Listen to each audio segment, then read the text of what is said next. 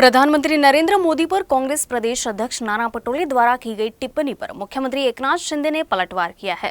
Commission और corruption Congress की पहचान बताते हुए मुख्यमंत्री ने कहा कि कांग्रेस को प्रधानमंत्री मोदी पर बोलने का कोई अधिकार नहीं है।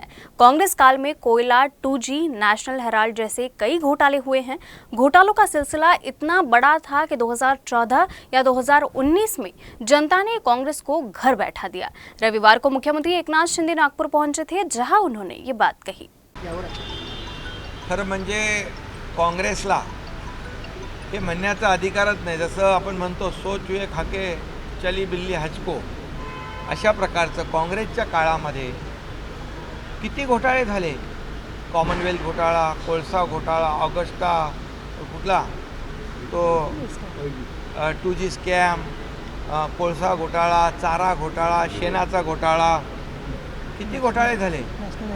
नॅशनल हेराल्डचा घोटाळा, सगळे घोटाळ्यांची मालिकाच एवढी होती की 2014ला लोकांनी त्यांचं तोंड काळं करून टाकलं। 2019ला पण त्यांना तेच भोगावं लागलं, 2024ला पण त्यांना तेच करावं लागलं। म्हणजे जनतेने त्यांना घरी बसवलं। याचं कारण त्यांनी बघा काँग्रेसने केलेले घोटाळे जनतेच्या समोर आहेत।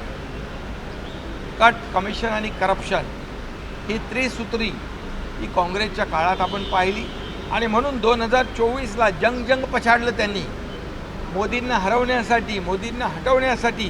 परंतु या देशातल्या जनतेने मोदींना पुन्हा प्रधानमंत्री बनवलं, पण काँग्रेसला बनवलं नाही।